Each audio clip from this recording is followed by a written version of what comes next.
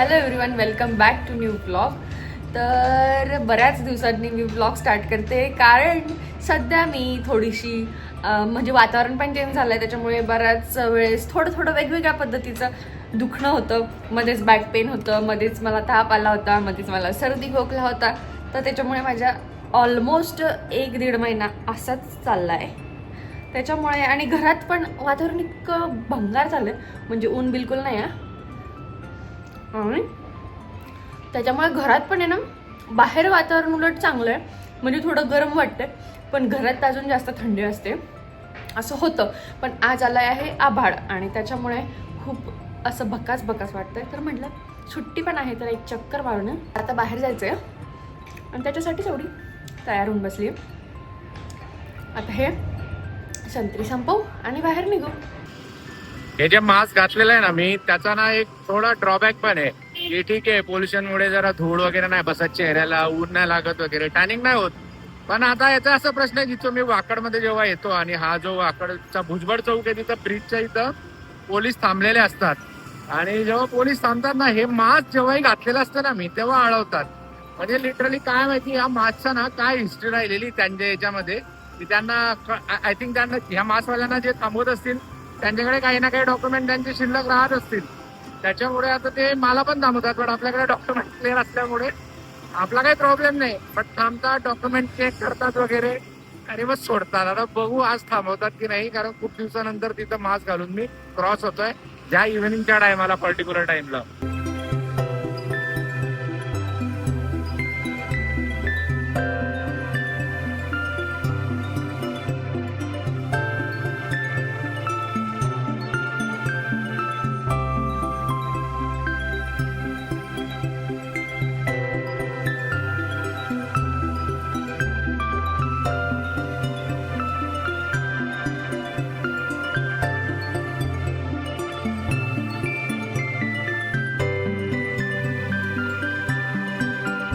Actually आज बाहेर यायचं कारण म्हणजे मेन कारण म्हणजे चहा. कारण सकाळी आज डेअरीवाल्याने दूध टाकलं नाही आणि त्याच्यामुळे चहा करायला दूधच नव्हतं. मग ती काय डिसाईड झालं ना आमचं की चल म्हटलं आता डेअरीवरती दूध आणायला जाण्यापेक्षा बाहेर जाऊया चहा प्यायला. म्हणून मग चहा पिण्यासाठी जायचं तर मग जरा चांगल्या ठिकाणी इन द सेन्स की वाकड साईडला येऊया, म्हणजे चहाही पिऊन येईल, बाकी कामं होतील. आणि याच्यामुळे आम्ही आज चहा प्यायला वाकडमध्ये येण्याचं निमित्त आहे. आणि इंट्रो फ्रेम मध्ये काय ज्ञान देत होती तू? काय वातावरण वातावरण भंगार आहेच, तसं बघू शकतात. वातावरण खराबच आहे, तरी 31st आलंय, न्यू इयर आलंय, क्रिसमस आलंय. क्रिसमस आहे उद्या. चलो भाई बेड चाल करो, आ जाओ पीछे पीछे. मैं जहाँ जाऊंगी वहाँ नहीं, तुम जहाँ जाओगे वहाँ मैं आऊंगी. तो लाइट ला, वो लाइट लगा, ब्राइटनेस दिखनी चाहिए भाई. लाइट भी ला गया चलेगा, क्वालिटी डाउन नहीं होनी चाहिए. निकालो भाई अपना हथियार निकालो. बॉडी में आयरन की कमी हो रही है, इसलिए ये कढई निघली. ऍक्च्युली तळायला आम्ही ही कढई वापरतो आणि ते काम आता अर्चूच आहे. मस्तपैकी चिकन 65चा मॅरिनेशन झालेलं आहे आणि प्रॉपर बनलेलं आहे एकदम. 2.5 तास होतील आता कम्प्लीट. चांगलं मॅरिनेट झालंय.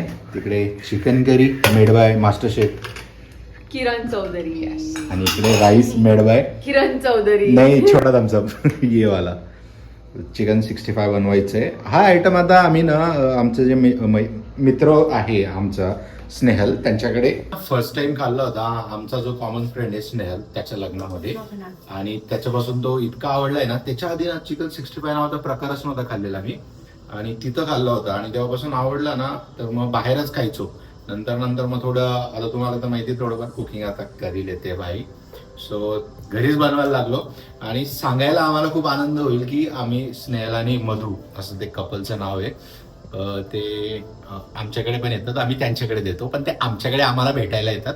आणि आम्ही जेव्हा त्यांच्याकडे जातो तेव्हा निर्लज्जपणे मी सांगतोय अर्चूच्या याच्याने की अर्चू पण त्याच मताला ठाम आहे की आम्ही निर्लज्जपणाने त्यांना भेटायला कमी आणि खायला जास्त जातो. कारण इतकं क्वालिटी सी फूड आणि हा प्रकार आहे चिकन वगैरेचा, इतका जबरदस्त करतात ना ते लोक. म्हणजे लिटरली दिन्याला पण घेऊन गेलो होतो जेव्हा येताना आम्ही मागच्या आता मे मध्ये अहमदाबाद वरून पुणे येत होतो तेव्हा त्यांच्याकडे स्टेला होतो आणि स्टेला म्हणजे फक्त गाडी म्हणजे संध्याकाळी 7ला पोहोचलो, खायचा कार्यक्रम सुरू झाला, रात्री 12 पर्यंत चालला, परत सकाळी उठलो, परत खाल्लं आणि पुण्यासाठी निघालो. म्हणजे एकंदरीत असं आहे, बट मस्त आहे. म्हणजे झोपायला कमी खायला जास्त. बट आता खाण्यावरून आठवलं की आपलं चिकन 65 वेट करते. फक्त तापलंय का ते? तापलंय तुझं टाकू.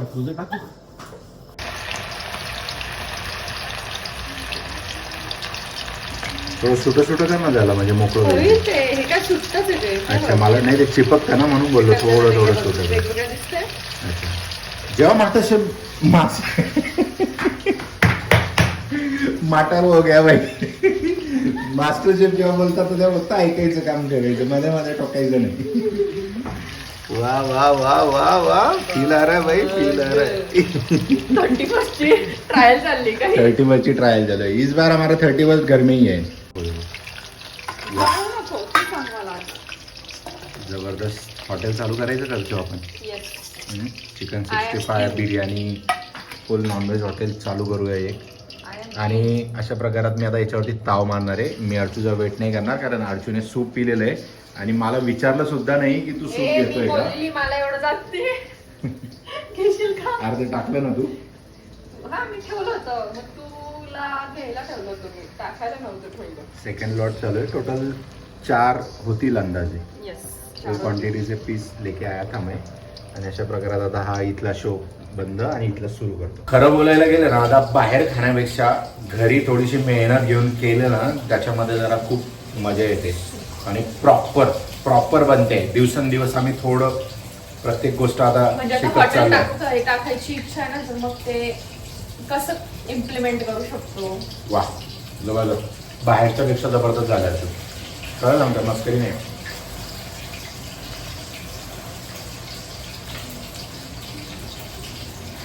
शाबाश की. प्रॉपर मॅरिनेट हो गया. प्रॉपर मॅरिनेट हो गया भाई इसका अभी. जेवण एवढं टाईट झाल्यामुळे थोडा वॉक तर बनता आहे म्हणून आता खाली चाललोय.